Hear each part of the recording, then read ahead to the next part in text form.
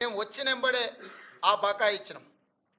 ఇప్పుడు నేను మళ్ళీ రైతులకు మాట ఇస్తున్నా, సంక్రాంతి పండుగ తర్వాత రైతు భరోసా మీ ఖాతాలలో వేసేది సోనియమ్మ గ్యారంటీ, ఇందిరమ్మ ప్రభుత్వము. ఏ రైతులు ఎలాంటి మారీచులు సుబాహులు వచ్చి మీకు అబద్ధాలు చెప్పి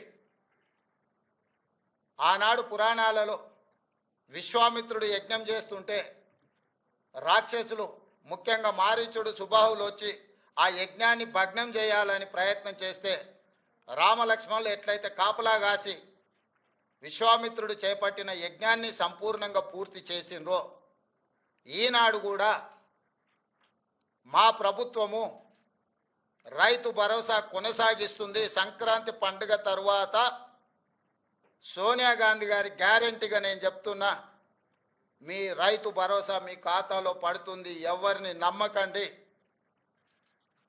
ఇట్లాంటి మారీచులు మీ దగ్గరికి మారు వేషంలో వస్తూనే ఉంటారు.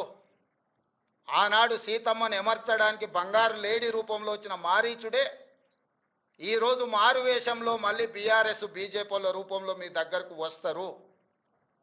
ఈ మారీచులను మీరు విశ్వసించకండి. సంక్రాంతి పండుగ తర్వాత మీ రైతు భరోసా మీ ఖాతాలలో పడుతుంది. విధి విధానాలకు సంబంధించి మంత్రివర్గ ఉపసంఘం వేసిన బట్టి విక్రమార్క గారు, పొంగులేటి శ్రీనివాసరెడ్డి గారు, తుమ్మల నాగేశ్వరరావు గారు, ఇతర మంత్రుల చేత మంత్రివర్గ ఉపసంఘాన్ని విధి విధానాలను ఖరారు చేయడానికి వేసినాం. రాబోయే శాసనసభ సమావేశాలలో విధి విధానాల మీద చర్చ పెట్టి ఏ రకంగా కార్యాచరణను తీసుకొని ముందుకు వెళ్దామో నిర్ణయించుకొని డిసెంబర్ నెలలో జరిగే శాసనసభ సమావేశాలలో సభలో చర్చ చేసి విధి విధానాలను ఖరారు చేసి సంక్రాంతి పండుగ తర్వాత మీ రైతు భరోసా మీ ఖాతాలలో వేసే బాధ్యత మా ప్రభుత్వం తీసుకుంటుందని చెప్పి నేను రైతులకు గ్యారంటీ ఇస్తున్నా. రైతు రుణమాఫీ చేస్తామన్నాం, చేసి చూపించినాం.